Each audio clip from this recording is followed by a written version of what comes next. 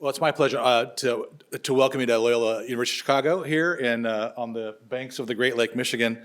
I'm Mike Murphy, and I direct the Hank Center for the Catholic Intellectual Heritage. And we're happy to have you as our guest for an evening with Micheal O'Shiel. I always want to thank Joan and Bill Hank for their generous gift that helps us do this wonderful programming, and to bring people like Micheal here. It really is a embarrassment of riches. I feel like I've won the lottery to be able to do this. I also want to point for this crowd here, if you like poetry, and who doesn't like poetry, especially the way that Micheal does it. We're having a major conference next year, next September. It's the third biannual Catholic Imagination Conference. And we'd love you to be our guest then as well. We have to save the date, and we'll have the website up soon. But this is major writers and poets. Alice McDermott, Tobias Wolff, Dana Gioia, Richard Rodriguez, Fanny Howe have committed. Micheal will likely be here, and others of a certain caliber that take writing and faith very seriously. So we hope you can join us for that. But for tonight, we have Micheal, and we're just delighted he's here. Micheal will set the stage for his reading. He's going to give us the stage for his tour de force here, the 5 quintets, and he will set up before he begins his reading. We were going to forego a Q&A, but there will be a chance to speak afterwards if you want to come to the book signing table. That's how we're going to do it tonight. So that's a good way to interact, and I think you'll see. I've heard Micheal read a couple times already today, and it's so nourishing, and so we want to be able to leave it as it is, as a pristine kind of performance of art. Okay, so thank you for that. Just a short bio of Micheal, really brief. Born in Dublin, raised on the South Side, went to school the same place as James Joyce, Clongowes, by the Jesuits. Trinity College, 1964 to 1968. Taught for a while, went to school as well in Norway. Is it 9 languages, Micheal? Yeah, a linguist for many years in the classroom and giving lectures all around town, Harvard and Yale and what have you. And then enough of that. Poetry made the call, and it was poetry from then on. 16 or 17 books of poetry and other occasional pieces as well. This book you have before you is a 10-year project, and all that goes with that. So it's our sincere delight to welcome Micheal O'Shiel, and please do welcome Micheal to the podium.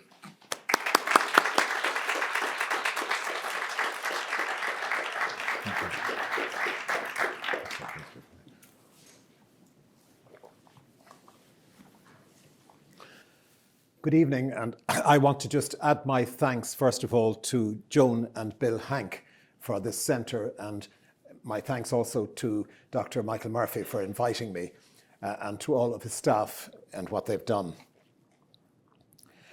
Be with me, Madam Jazz, I urge you now. Riff in me so I can conjure how you breathe in us more than we dare allow. In words, in hues, in tones, please, Madam, blow, play in me the grace I need to know. How, in your complex glory, we let go. Show how an open hand is worry-free. Spark again your love's economy. Your generous first words spoken, let there be. Enhance our trust in hard-earned betterment. Humbler world we may in turn augment in long adagios of increment. While marveling at your choreography, stars and quarks beyond our mastery, we still explore to praise your mystery.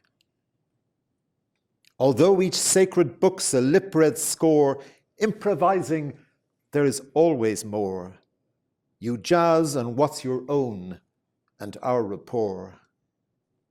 Each solo an ensemble of a piece, grooves and tempos shifting without cease. We flourish in a syncopated piece. In all our imperfections we advance, trusting in creation's free-willed chance. Sweet Madam Jazz, in you we are the dance.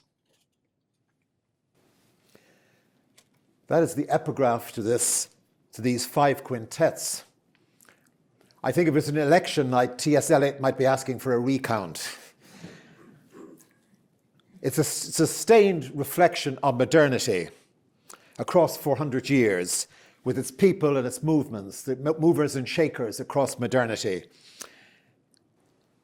It's also an attempt to take stock as to where we are now at this point where there seems to have been a paradigm shift. Some call it post-modernity, some call it late modernity, chastened modernity, but there has been a fall of old certainties and certainly a paradigm shift of some sort. Now, Dante summed up the Middle Ages as we approach on the cusp of modernity.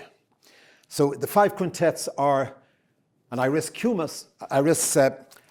absolutely hubris in saying this, but is an attempt to sum up what has happened throughout modernity, throughout this 400 years, and to create some sort of a vision as to where we may be pointed. Dante had a 3-partite structure, as you'll know, of course: hell, purgatory, and heaven. I have gone for a 5-partite or a 5-part structure, and I have 5 quintets. What I wanted to do is to try and catch the fabric of a society, and so I have a quintet on the arts, a quintet on economics. I call the arts one making. The one on economics is called dealing. Then I have a quintet on politics called steering. Then one on science called finding. And a final one on theology stroke philosophy called meaning. And these 5 quintets are my way of looking at, so to speak, vertically through this 400-year period. Now, each of these quintets, to give this a vertical unity, so each quintet seems to be a whole, is in a different form. And I have gone for a mixture of classical forms and invented forms. The arts form is in what I call a haiku.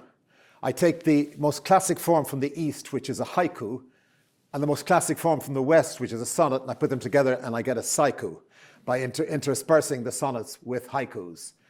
But there's a nicety to this because in Japanese, saiku means craftsmanship. Now, I've also used in the science section, finding, I've used iambic pentameter. And in the meaning section, which is the philosophy stroke theology, I've gone for, in memory of Dante, terza rima. But I hasten to add, he had an easier time. In Italian, every word ends with a vowel. It's a trickier bet in English. I've also then, in economics, for the economics section, in dealing and in steering, the political section, I have invented forms for them. So it's a mixture of the classical and the invented. Now, these thinkers, economists, scientists, I hasten to add, live very complex lives and, like you and me, are full of contradictions. All of them are rooted in their time and place, but some seem to me to transcend their time and place and help create an angle of vision for where we may be headed. So each of the quintets has, again, 5 parts, keeping this 5 motif. And as I said before, I have 2 extra ones on Dante. The first one I'm interested in is the transitional figures, the figures that mark our going into modernity from the Middle Ages. And you can think of them. I'll point them out to you. Obviously, I'll point out who the people are as I speak of them. But just think of it. Just think of in the arts Cervantes, for example, who was mocking knighthood, but with a nostalgia when you really read him. So he's on this transition between the Middle Ages and our modernity. You can think, of course, across in science, you've Copernicus, think in meaning, think in theology stroke philosophy, you have Luther, and so forth. It's in economics, the obvious person, of course, is Adam Smith, who sets us into modernity. Now, the second of these, going down, as I said, taking this vertical approach, the second of my cantos, I call them cantos, are figures who, there's a shift. It's very strange because in the arts it goes towards what you might call greater liberty, but it begins in politics to go towards more fixity. So you have this almost polarization taking place in modernity.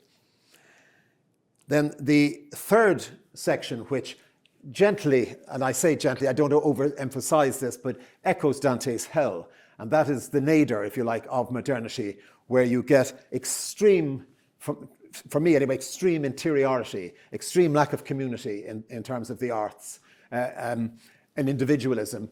Whereas on the other side, you begin to get more fixity, or in the economics, a reaction, but more about that in a minute. Then in the fourth of these cantos, going to, again, lightly echoing or reverberating Dante's Purgatory, we have figures who realize that modernity somehow was going astray. It needed a fresh vision, and they seek it, but they don't quite find it. So they point towards a paradise, but not quite there. And in the fifth one, I have all my friends, the people I admire, the people I want to be with. That's my heaven, my Dantean heaven.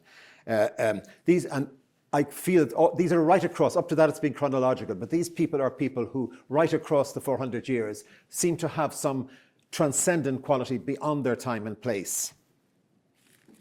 So let's move to looking at the actual figures. And I'm going to, this being in poetry, I'm going to concentrate on the arts, but I'm going to take some examples from the other cantos as we move vertically down. So I start with, who are the transitional figures in the arts? I've mentioned Cervantes as a very obvious figure, but also think of John Donne.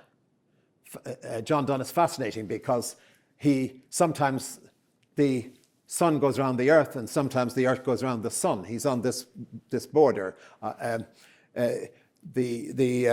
Rubens is another figure, fascinating figure, because he represents the rise of the bourgeoisie, which again is part of the setting in of modernity.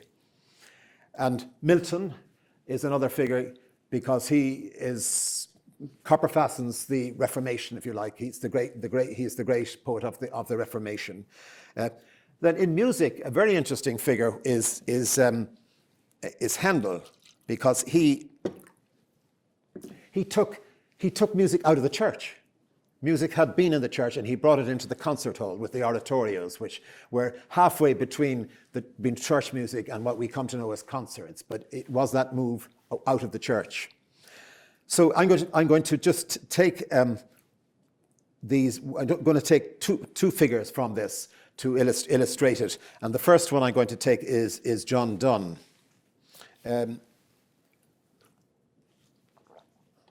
Now, I just need to explain one more thing, and that is that with these psychos, how it works out, it's a conversation. I'm in conversation with these figures throughout the book. These are, as I said, I'm not going to read the haikus because they're in italics, and I find it very hard to read in italics. It just doesn't work.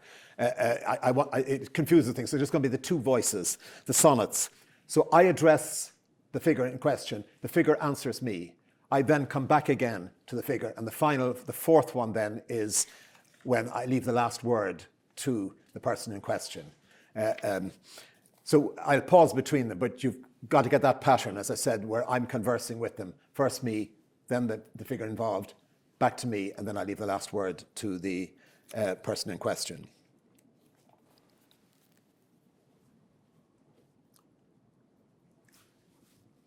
Are you the wanton Jack, or Dr. Donne, or both?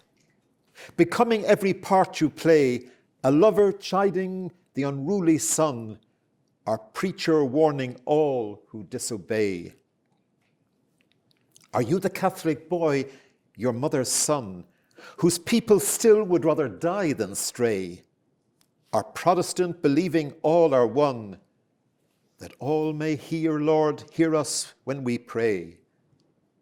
The new philosopher whose son must stay and bid the passive earth about it run, or wooer whose son's motion trace a day to thwart love makings only just begun? In showy puns, in fantailed conceit, your actor's role and you conspire to meet.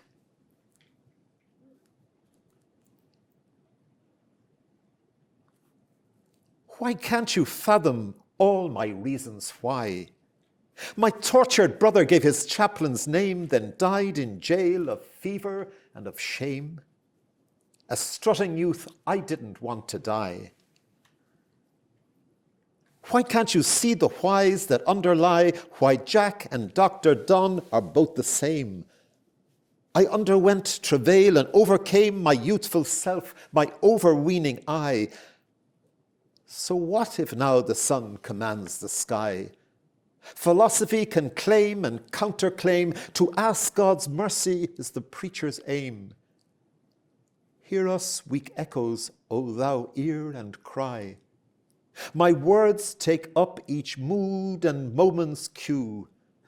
No player has our playwright's overview.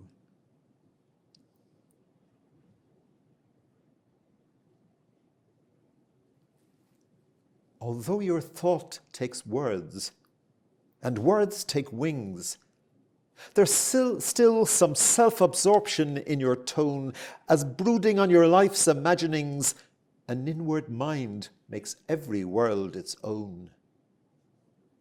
A time so full of angst and hankerings, of reason not content with what's unknown, your God becomes the workman of all things.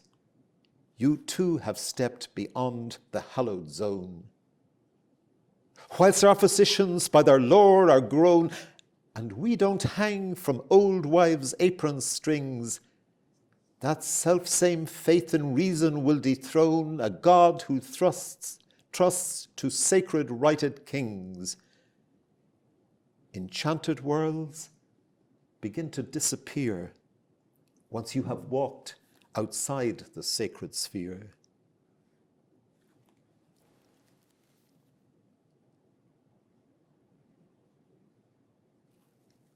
No Shakespeare hiding in a bigger cast. I strut the stage of my dramatic mind. You too were once an iconoclast, determined, self-assured, and flying blind.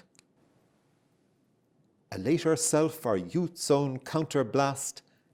Again, like me, you leave one act behind, and in one woman's love rewrite a past that childhood's flaws and hurts had undermined.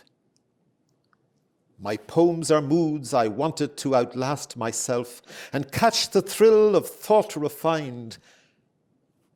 For all our likeness, so much to contrast, I bless your Dantean sweep of humankind.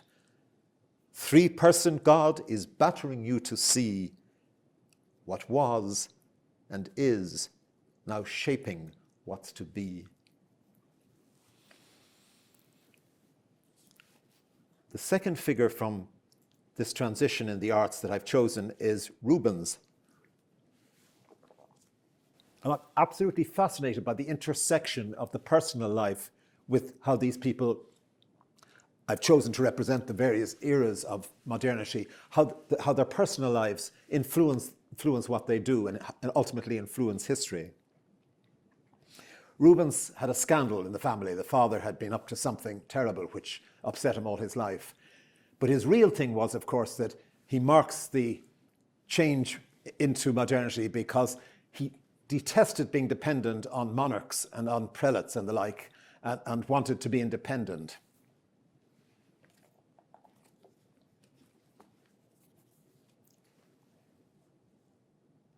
A painter envoy extraordinaire. You, Rubens, craved the black hole of success, a driven man, the top and nothing less. A Michelangelo? But why stop there? A global citizen, an homme d'affaires, your endless energy still can't redress a father's shameful fall that you suppress in brushes hued and stroked with manic care. The best and greatest, yet so self-aware.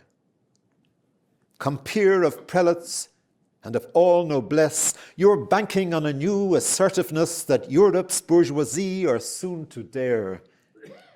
You feed the maw of hungry self-esteem and chase a shadowed fame from dream to dream.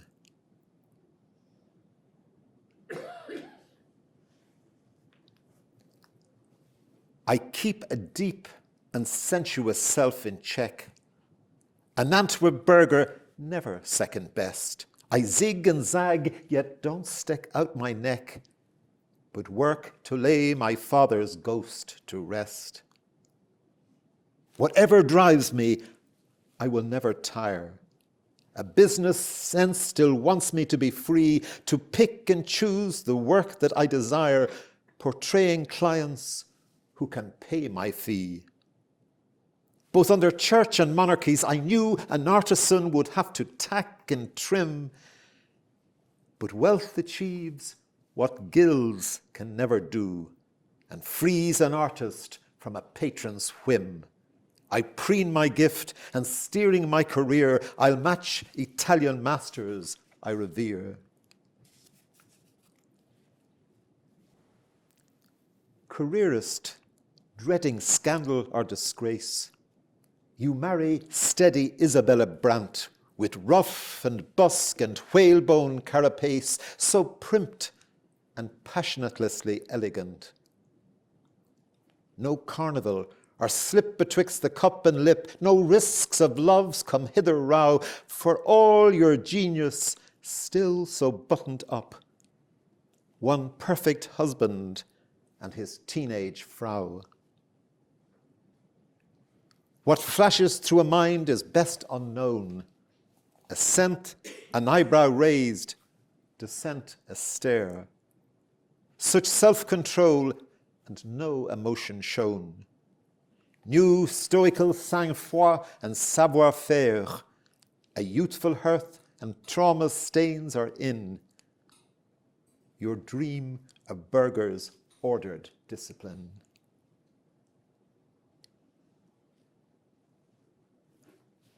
But have you seen my young Hélène with fur?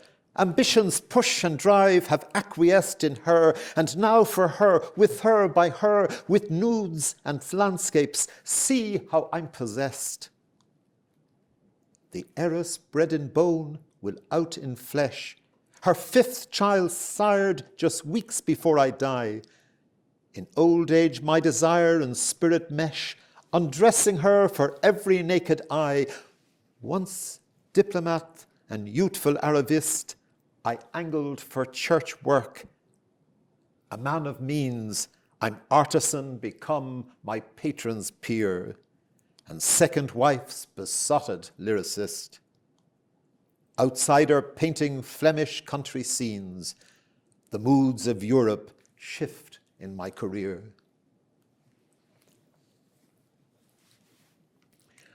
We move to the second canto, which is where, as I said, you get this, particularly in the arts, this move towards a sort of what I would call greater freedom. There's more individualism. Of course, moving into the Romantic movement now, where suddenly you find sublimity is replacing God. It's nature and the sublime and so forth is much more important than any thought of a God. You even get a sort of urban decadence, and the figures I'm thinking of, and I hasten to add, these figures that I choose are simply symbolic of a particular tendency, a particular movement within modernity. They're not exclusive, but rather representative. The people I have here are Goya, Goethe, Beethoven, Wordsworth, and Baudelaire, who all seem to me to represent this greater freedom. I'm always torn between which one to go for here, but I think I'm going to go for Beethoven this evening. He seems to me to be the perfect romantic. There's the self-drama is there, and the great. Who was it said once? Was it that Bach was the music of God, Mozart was music from music, isn't that it? And Beethoven was about Beethoven. And of course, apparently they did an X-ray one time in one of his manuscripts, and it went way down. And they ended up with the same thing at the bottom as was at the top, but it was a hard process in between. So Beethoven.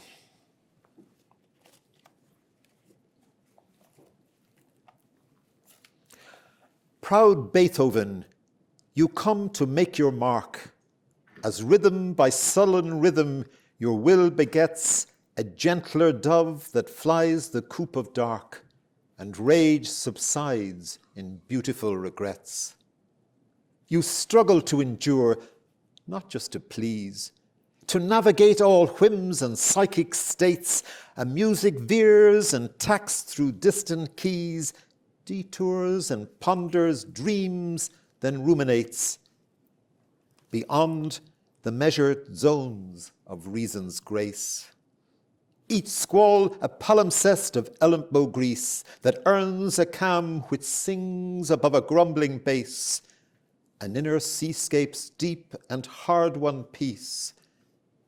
No craftsman here, creator of your art, a genius truculent and set apart. So much I thought I would do, to wife, to settle down cantabile.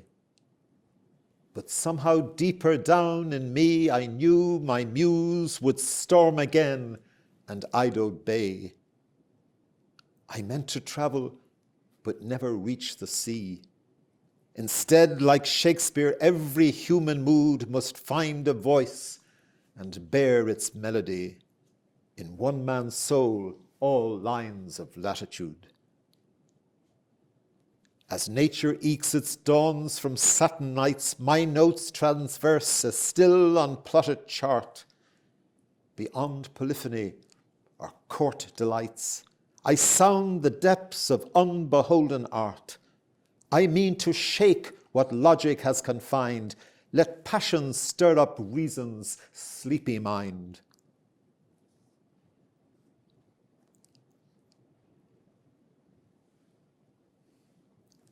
Through all my churning youth, I was a fan. I never could repay the debt I owe.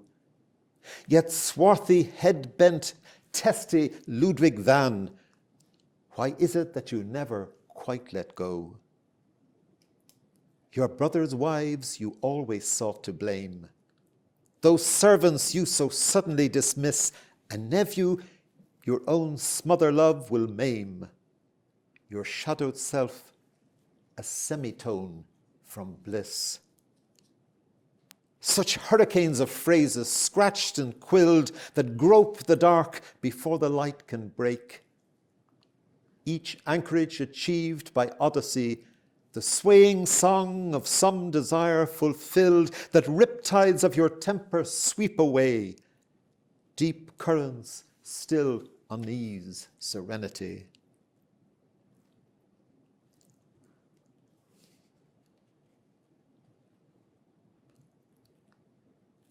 Long gone my pride, that youthful mutineer, and now my death-sealed years will rub and fret farewell discourses. I insist you hear, my close-knit crisscross chamber tete-a-tete. All hauteur shed, and yet hot blood begets hot thoughts which scud inside my silent head. A voyage logged in 5 unheard quartets, where all that's said leaves just as much unsaid. In closing lean and inward traffickings, no bravado now, or flourishes decoy the rumbling conversation of the strings, as resignation climbs at last to joy. A note comes home, a final tonic kiss. Applaud, my friends, remember me for this. I just want now to give the equivalent canto in economics. Strangely, in economics, what had happened was, rather than the move towards fixity in politics, it was an immediate reaction, because after Adam Smith and Ricardo and Malthus and so on had shown us that there were regulations, that we seemed to be in the power of forces, economic forces beyond our control, there was a reaction, an idealistic reaction, with people such as Henri de Saint-Simon, Robert Owen, Charles Fourier, John Stuart Mill, and of course there was the American then Henry George. I think I'm going to go for, Henry George is probably the one to read in America, but I have been reading Mill because he was a very, very fascinating figure. He's fascinating because he was way ahead of his time. He wanted he wanted to have public parks. He wanted to have proportional representation. There was all sorts of things which he wanted, but at the same time, he was a complete imperialist. He wanted to absorb the Welsh, and they shouldn't be there at all. The Scots were to be absorbed. The Raj was to be absorbed. And yet he wanted public parks. He wanted an international police. So a very, very complex figure. But I'm just going to read you a small piece in his voice as he addresses the other economists. Yes, Malthus, though your theory is right, at 17 I found one summer's night a child some parent choked and left aside. I pamphleteered the poor on birth control, a sponge and bobbin beat infanticide.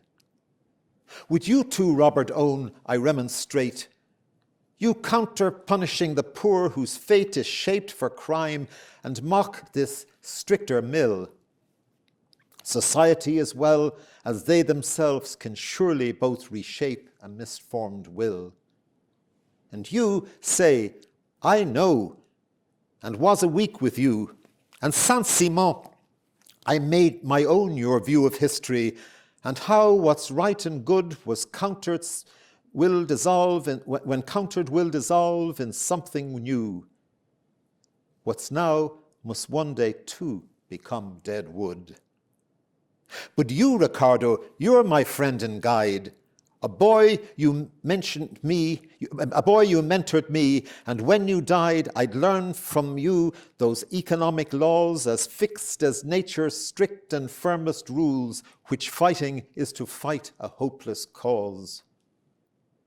We both well know the soil can bear so much, and labour's more or less of use as such. Hard facts we have to face no matter what, that like rules of gravity we learn, the laws were given, liking it or not. But as for wages, profits or raised rent, these belong to human management. Ricardo, you and Smith have both combined, producing goods and how we share our gain, and so our sharing seems all predefined.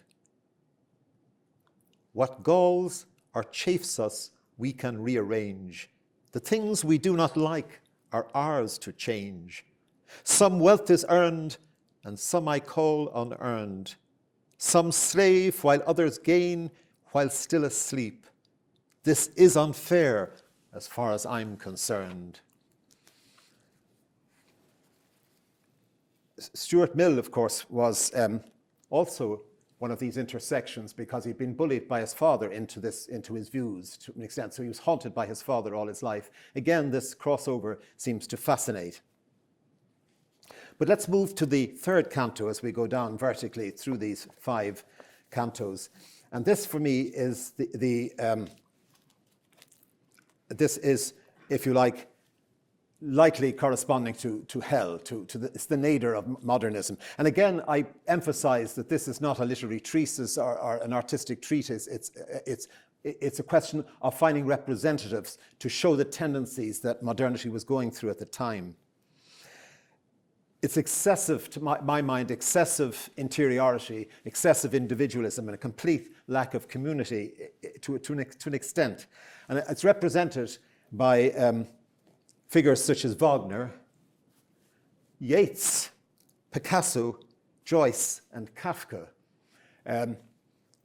I puzzled earlier when I was thinking it through as to who I would read for you, but as I probably wouldn't dare read the Joyce one in Dublin, I'll read it in Chicago. O one-eyed Joyce, so proud and so obsessed, with inward-looking Dublin left for dead, you traipse through Paris, Zurich, and Trieste. both turning from and into what you fled. Half blind and hoarding burrower engrossed in weaves of mind, yet posed and self-aware. Become your feckless father's punster ghost, you cock a snook at years of dons you'll snare. A peeping Tom with skittish schoolboy thrills, your life less lived than held by words at bay. You thimble rig each mood to grist your mills, all others walk on parts in your world's play. Betrayed betrayer, guilt's poète maudit, forever fleeing nets, you never flee.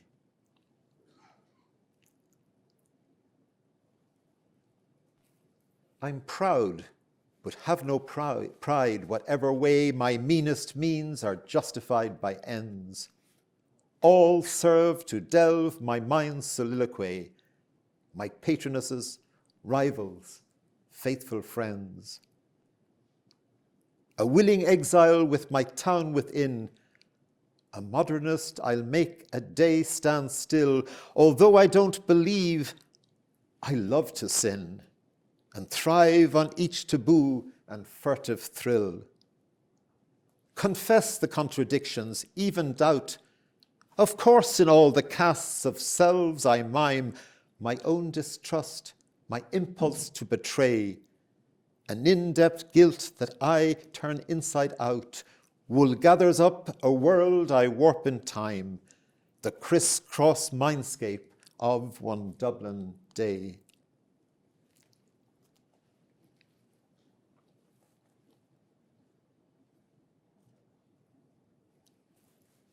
I love your language, burbling up in fun, and am as good a reader as you'll get to understand your punning river run.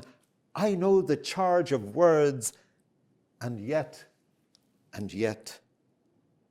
such Proustian compulsions to detail the dream-like doodling of an introvert. For me, a microscope too small in scale, the heydays of your endless blab and blurt. You grub around the psyche's secret lair of daily reverie and riddled night to lay a haunted mind's meanderings bare. But in the end, does anything take flight?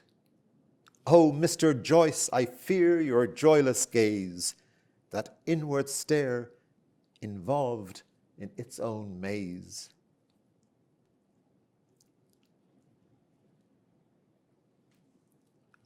I too was of my time, and so I fled. I couldn't bear a Nism's golden calf. I chose the loner's monologue instead. Have I become too clever now by half?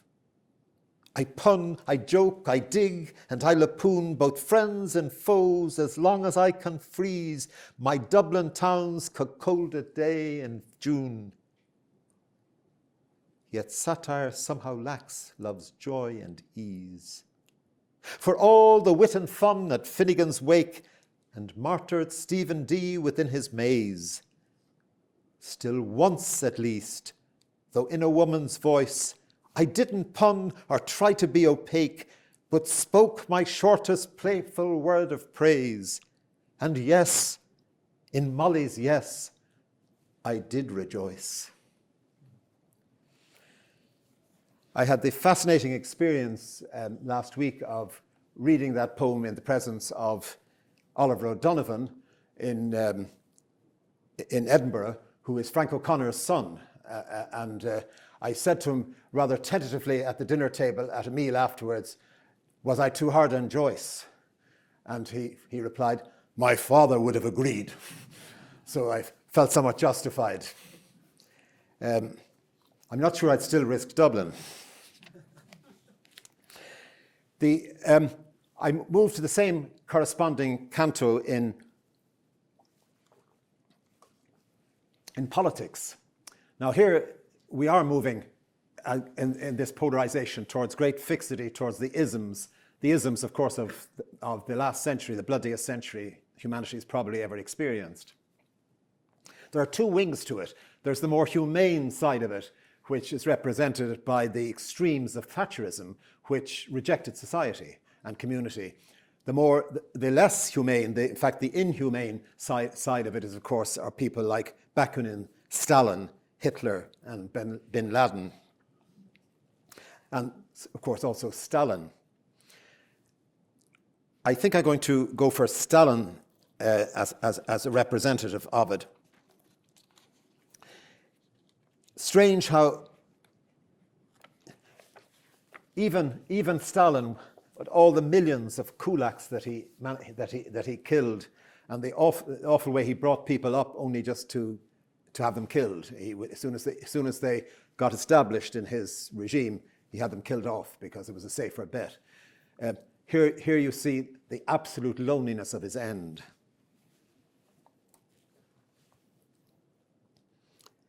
Russia's fabric torn beyond what mends, even when he makes his half retreats, downward spirals inward and around, sink and double on themselves. Lonely emperor, befriending cooks, even joking with his bodyguards, seeks out boyhood pals to sing church hymns. Both wives dead, the second shot herself. One son's dead, the other drinks through life, and Svetlana, his one daughter's life is a mess. Seminarian, become so doctrinaire. Stalin's father bullies all his life, reaching out beyond the Tsar's empire. Fearing to disturb the sleeping giant, guards find him dying, stricken and alone. Buffer states, outdated by missiles, boundaries don't respect the broadcast wave. Western clothes and music still seep in, mindless of the blood and bone it cost. Stalin's shut-up system somehow leaks. Though his Russia's now a superpower, left alone, unable to adapt, apathy and dissidence abound. Hell is a closing off of otherness.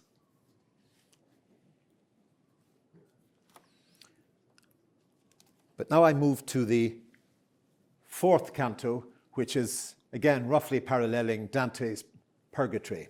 And here are the people with the vision, but not quite there. The people in the arts who represent this for me are Dostoevsky, who, of course, had this wonderful insight to compassion, which was his vision. Mahler, what was it they said of Mahler? Was it that every silver lining had a cloud? Rilke, then, of course, one of my great favorites, extraordinary poet, wonderful poet. He somehow didn't make it to the joy of paradise, but what a brave man. He died without taking drugs, a terrible death, in order to experience it. Just an extraordinary figure. D.H. Lawrence, of course, who went for sensuality as the answer to what had happened in modernity. And again, I'm all for sensuality, but it only goes so far. And then T.S. Eliot. This is an interesting one because obviously I'm echoing his title with the 5 quintets. But it's interesting because when I first read this poem, I read it in Duke in North Carolina to a group who were interested in theology and the arts. And one theologian who was there, Richard Hayes, immediately afterwards, Richard said, I want to show you something. And he went off and he got a paper and he showed me a paper he'd written to say that he thought he was missing a quartet. He had never got beyond the fire and the purification and the selflessness, but had never got to the resurrection. He didn't understand the resurrection. So let's go for T.S. Eliot this evening. And I think maybe I owe it to him having upped his title.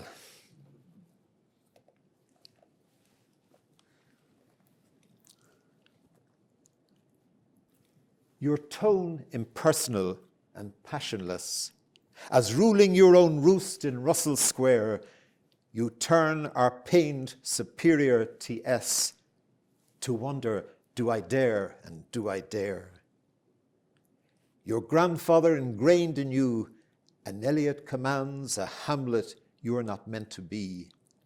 With chilly politesse and touch me not, more English than the English care to be. And yet, however steely and astute, aware how wastelands of the self can slide, your temperament demands an absolute to order seas of doubt which rage inside, the toothed gullet of an aged shark, and will you dare to leap out from the dark?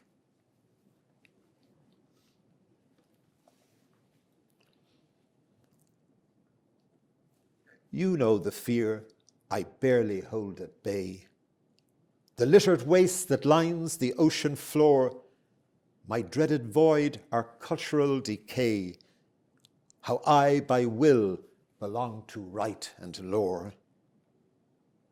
Tradition I must bow to and then bend, as even in my leap I ease my arc, so each beginning gestures towards its end, as I both dare the light and hint at dark.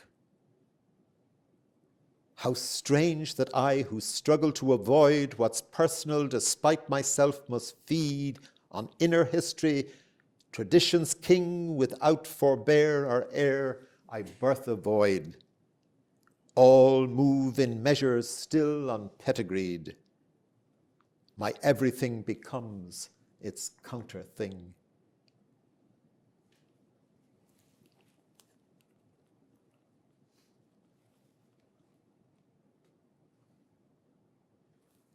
You're lone, who then devised the torment love. O Thomas Stearns, a thrift-taught, uptight boy, you're dodging cutting loose. Although the dove descending breaks the air, it brings no joy. A static view, maybe some stoic lack, regards the present with opprobrium. Your absolute keeps tending to look back, and shudders at the shape of things to come.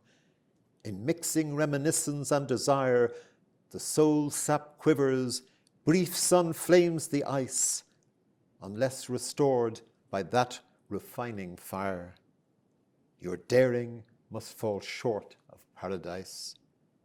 And yet, old possum, your quartets entrance, when from the still point you still stir the dance.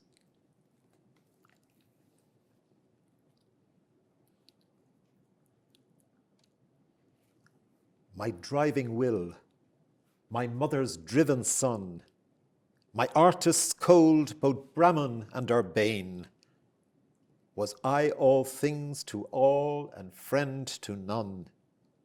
To be a poet cost me too much pain. Although to thaw my ego I had learned to woo a God with prayer and discipline, surrounded by a sense of grace discerned, yet even hard-won faith was honed within. But wait, once for delete, instead write stet, and let my lover's voice just soar to life. A fifth quartet, or should I say quintet? One carefree dedication to my wife, to whom God knows I owe my leap's delight.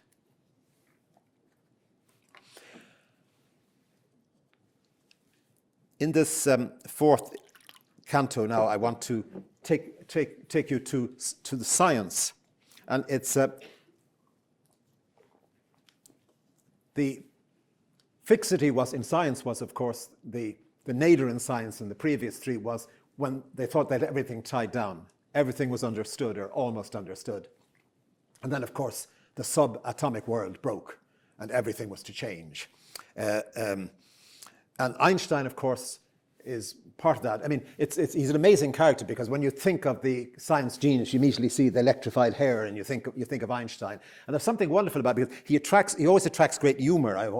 You know that famous one, there was a young lady called Bright who could travel faster than light. She went off one day in a relative way and came back the previous night. There's also these great stories told of how he went in. I mean, they're apocryphal, but how he went in with Heisenberg to a bartender. This is rather subtle, but he went into the bartender and he said, "I want a beer for myself and a beer for Herr Heisenberg." The bartender scratched his head a bit and he looked at him and he said, "But Dr. Einstein, is Herr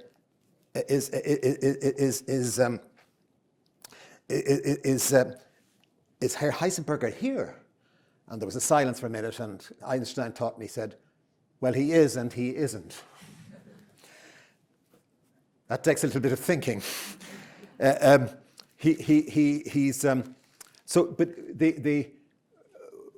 Of course, he was onto the atomic subworld, but he didn't make the leap because he couldn't accept the probability. He couldn't accept the Copenhagen School of Bohr and well, in other words, the whole quantum and the probability. He wanted things more certain.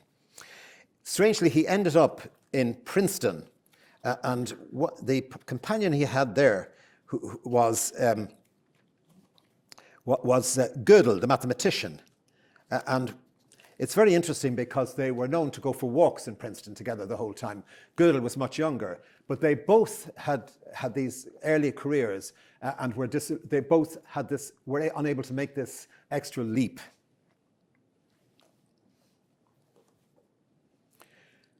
Do they fill out each other's might have been? Einstein, the physicist that Godel dreamt of, and Godel, the mathsman Einstein left behind.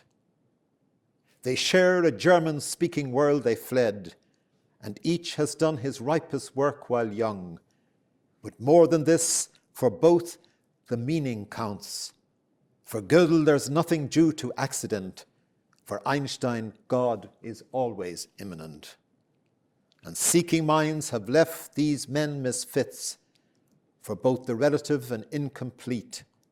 No softening to a vague subjective view, but proof of some great truth beyond themselves. The sacred Euclid book of Einstein's youth, the far out yonder found in certain laws.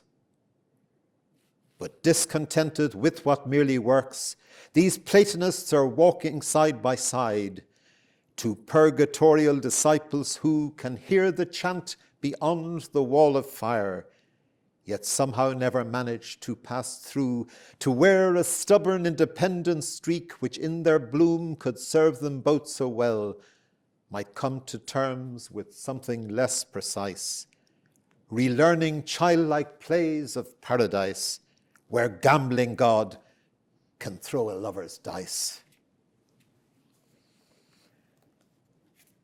So now I move to the delight of paradise. And here I couldn't resist it. In the art section, I had 5 in each of the other sections, but I tripled it. There's 15 in heaven. I wanted an abundance in heaven. And even there, you don't get them all in. And always people say, well, why isn't, somebody said to me, why isn't Johnny Coltrane there? Why isn't Hopkins there? Why isn't Schubert there? And I was in a group when this question was asked, and a lady who works in the National Gallery in London came to my rescue, and she said, it's like a Dutch still life where you've got a beautiful bouquet of flowers and you look at it and you admire it and you see what flowers in the bouquet, but you don't say, where are the other flowers?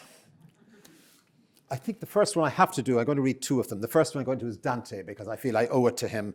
It's a great tradition, of course. He had Virgil as his guide, and I call in Dante as my guide. I'm going to start with Dante.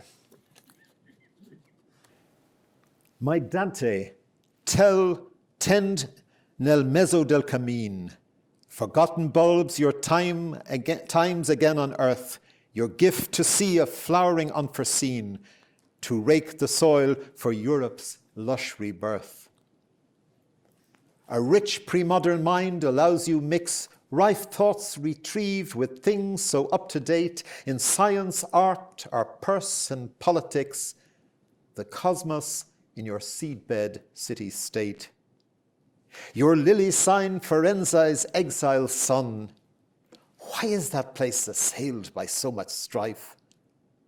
who'll name and face dead figures one by one, descending and ascending afterlife. By conscious metaphor and fact combined, you parallel the purpose of God's mind.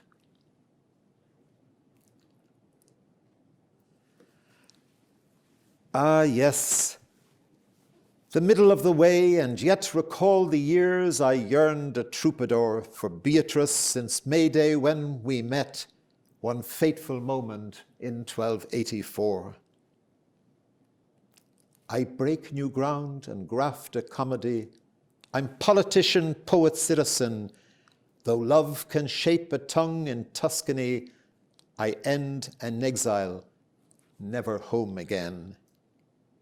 With Virgil I will climb hell's deepest ice to reach the doorway of the dead and weep till Beatrice, unknotting nerves in me, redeems my guilt. And braving paradise, I dare allow my sacred poem to leap from where we are to where we're meant to be.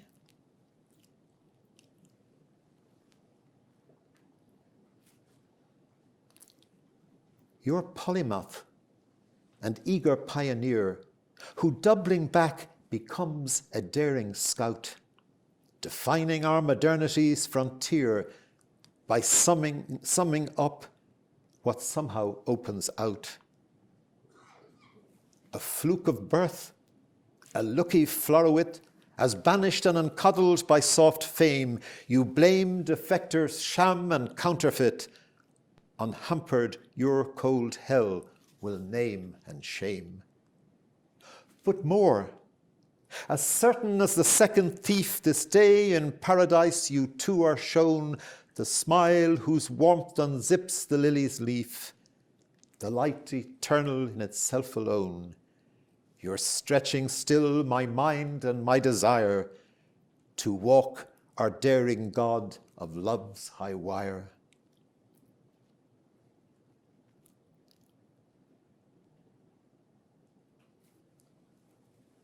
But 7 centuries beyond my theme, you've chosen to pursue the selfsame path, and summing up an era work the seam between the modern and its aftermath.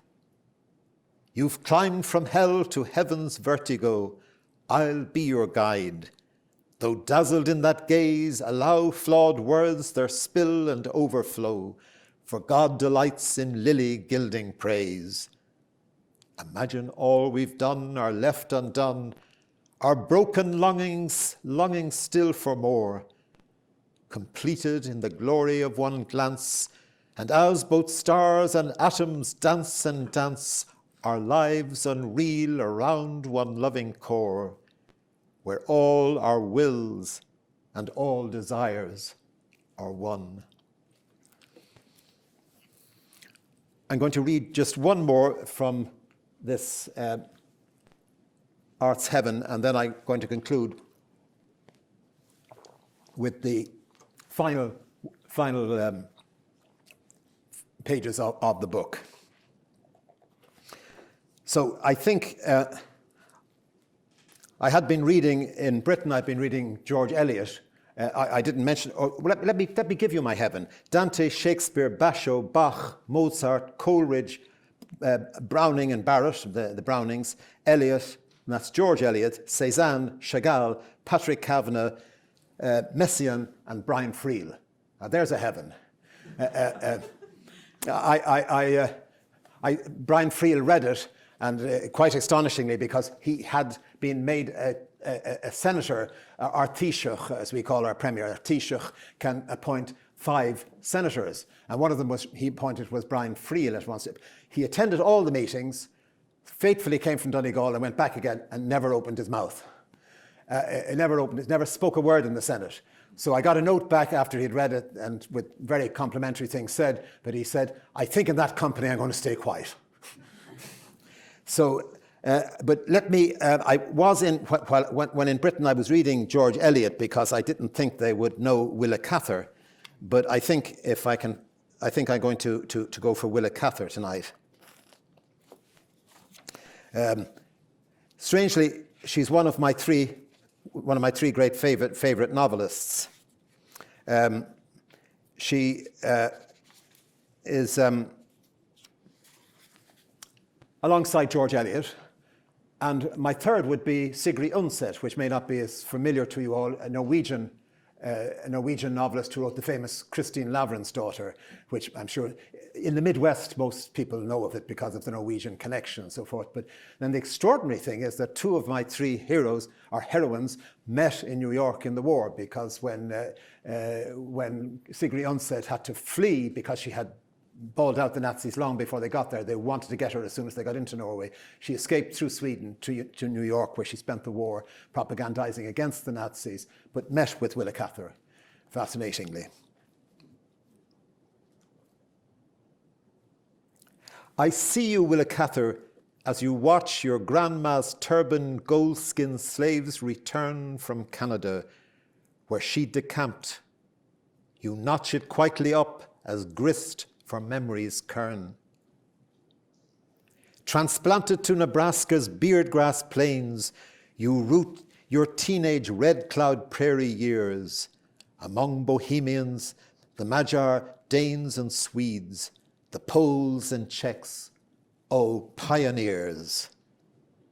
And youthful outsider love in you will grow, the ousted Pueblo people's history, French missioners who plied New Mexico, Quebec's old settlers' lifelong constancy. A tune's persisting memories can taunt. Each story hallows childhood things that haunt.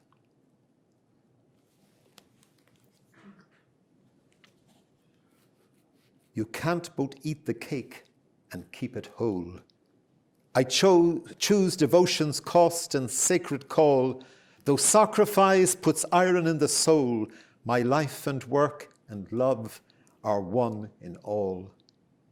My models were the grassroots minds I knew, the frontier folk, my friends, a diary I burgle, yet I know how I imbue my men and women with so much of me.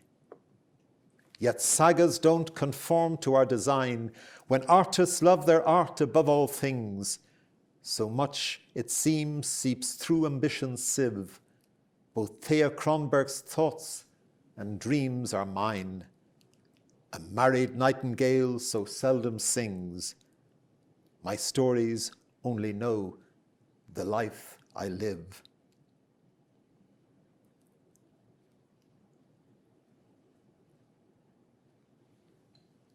Yet music's your life's passion and delight, and every word a tone and tact you choose. Your lover E that Lewis was so right to praise the riffs and rhythms in your prose. For you the new world's yearning Largo sees, like scattered lights of settlers, lives that part in miles of maize and beardgrass symphonies, and hum the songs of Europe's homesick heart. Another novel seemed to want to brew, but Wolfgang Amadeus dazzles most. Those final infirm years he bams you to. Will Barth and Albert Einstein both play host and welcome you beyond the Wailing Wall to paradise regained for good and all?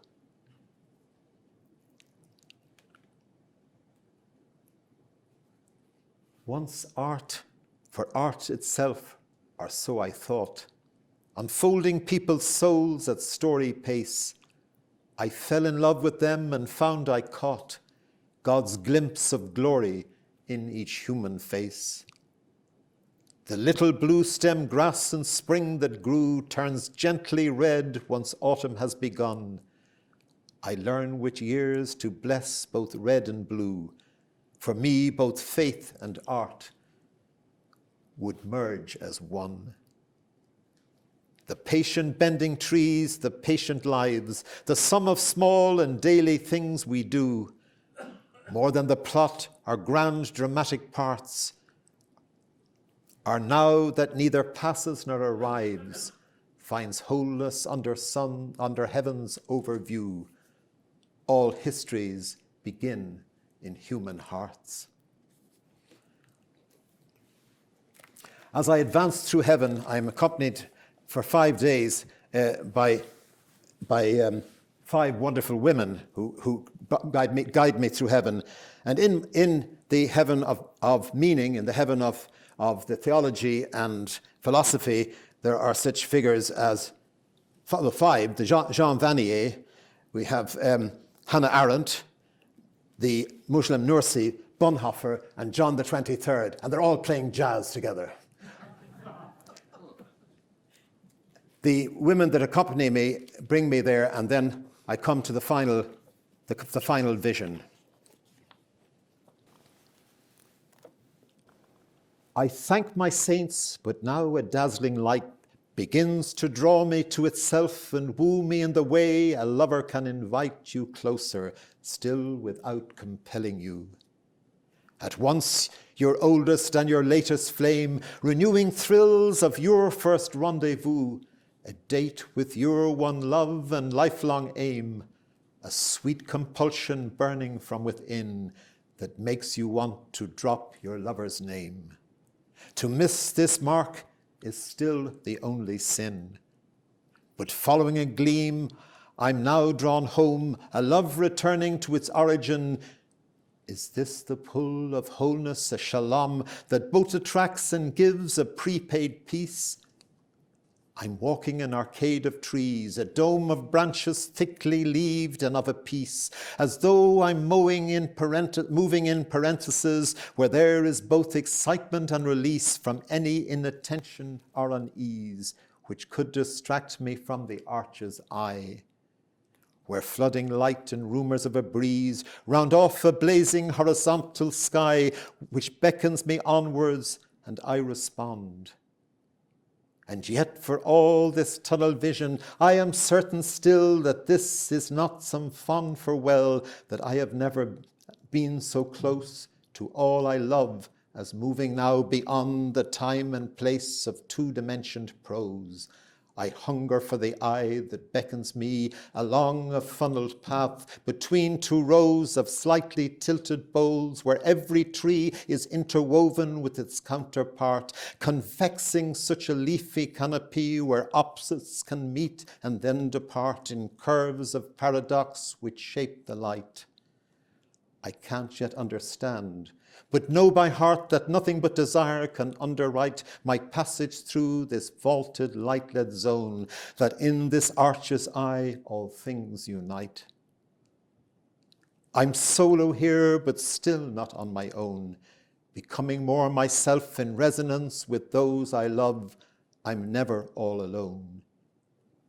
Already in this arch as I advance, my loneness wound is healing in the eye, whose rays now lead me to a skylit dance. A dizzy whirl, a giddy dervish high that pulses onwards to an ecstasy, once savoured for its wistful passing by. But dance no longer needs a brevity to add an edge to what might quickly pall.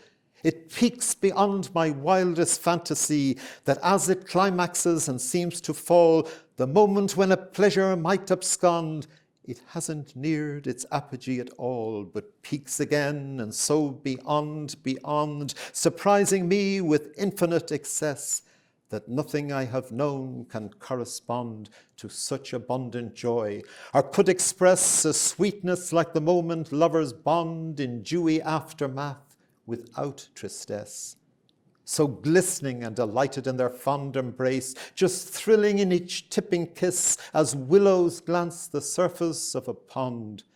My vase remembers every touch of bliss, each love knot in our pleasure's daisy chain. Although no memory compares with this, each nervelet and synapse inside my brain finds images among its bric-a-brac to help an aging vessel to contain such joy. Just as some jumper stepping back before a leap recalls an old success, I bring to mind from my own beaten track delights I've known, the follies of jeunesse, the throb of what's achieved or things explored, each rush when the head and heart could coalesce, the high those times the body too had soared, and years of training paid off dividends, the ball I intercepted and so scored. most of all, together with my friends, around a table where we drank and ate those evenings when time's rigid arrow bends. But now such pleasures all accumulate in tributaries that can amplify a whole creation flowing here in spate. Be with me now, my saints and stars, as I approach this glory hole of light which shone all day and now fires up the evening sky like Moses' burning bush that draws me on along this rouging corridor to where the last loose branches in their pink chiffon of leaves half roof the gap to form a pair, and every bole and limb begins to dance the universe's light fantastic prayer. Now lauds and wooers taking still a chance on just this cosmic ballet's elegance, where nothing is decided in advance, where hadrons jiggle in their resonance, while galaxies bebop and flowers blaze in cedars and wild animals I glance, a daily choreography of praise. O suitor never holding us in thrall, but trusting to the right time of our ways, as in our brokenness we only fall, to rise where all who've come have come by choice. Let's dance across creation's dancing hall. In shadows of your wing, I will rejoice. Sound now the bird of jazz's trumpet call. Oh, Micheal, Micheal, cries a lover's voice. Yes, here I am, my madam all in all. Thank you for listening.